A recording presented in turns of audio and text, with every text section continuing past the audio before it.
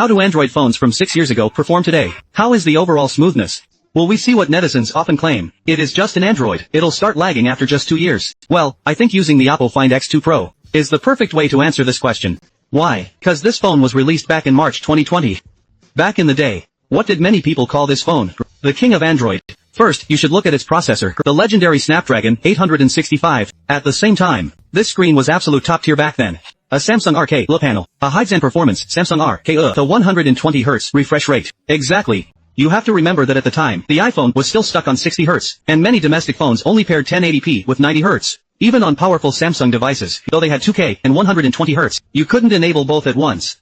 But on this Oppo, you could. As for the camera specs, the main sensor is the IMX689, the ultra-wide is the IMX586, and there is even a periscope telephoto lens. What is truly impressive is its linear motor, the O815 model. How good is it? It is actually better than the motors in some of today's new flagships. The only downside is that this phone indeed lacks wireless charging. It took a lot of heat for that back then. Anyway, back to the main point. How does it perform today? First, let's check the system version. As of now, this phone is running ColorOS 13.1. And the Android version is Android 13. Looking at the overall system UI, to be honest, I think in terms of aesthetics, compared to the current flagships from various brands, there isn't much of a gap. I also tested the system animations. Although it lacks the parallel animations that we are all familiar with today, however, the return animations for the home screen icons are actually implemented, and they feel quite good. What is a bit of a pity is that popular modern features like Fluid Cloud and AI-related functions simply haven't made their way to the Find X2 Pro. It is just not meant to be. To be honest, in terms of long-term system updates, if you want to benchmark it against the iPhone, I think Oppo still falls a bit short. Now, let's look at the overall smoothness. Back then, it did feature 120Hz, but in the system settings, there is no option for custom app refresh rates. So for apps like AMAP or Douyin, this phone will lock the frame rate at 60 FPS to preserve battery life. Fortunately, there was a third-party app for Samsung to force 120Hz, and for the Oppo Find X2 Pro, it works as well. So, we can overlook that limitation. As for daily use apps, we tested 16 of them. I think the smoothness within the apps is absolutely fine.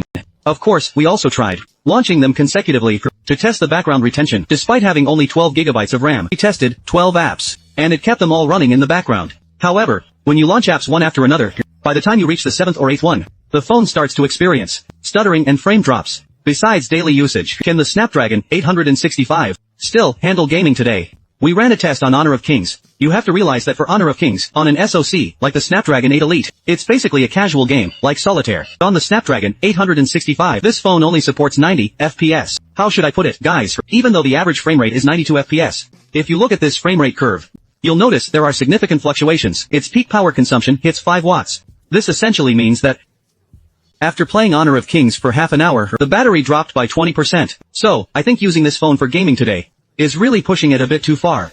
Now, for the main event, we want to focus on the cameras. First, let me show you 2 photos.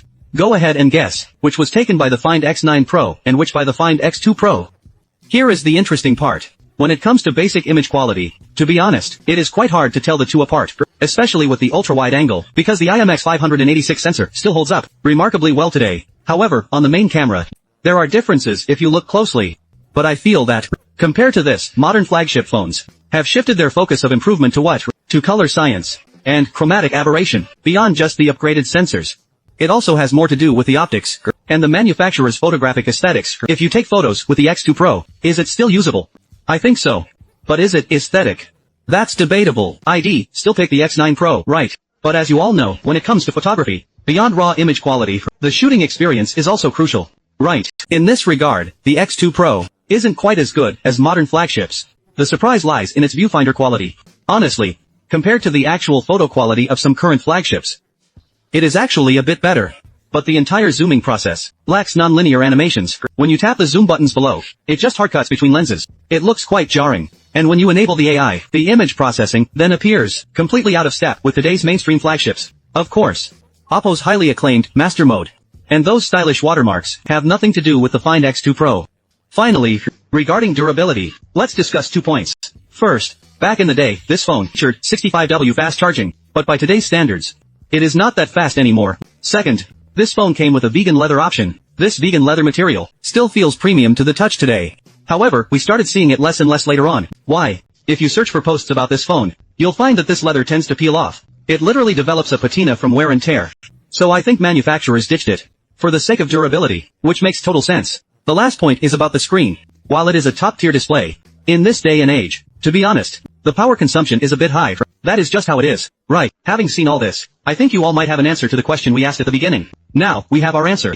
A 6-year-old Android phone, even by today's standards, handles daily use without any issues. Picking it up as a secondary phone for just a few $100 is actually a solid choice. Is the experience really that much worse than an iPhone 11? Not necessarily. So if anyone ever tells you again that Android phones start lagging after 2 years, I think you can just go ahead and block them. Bye.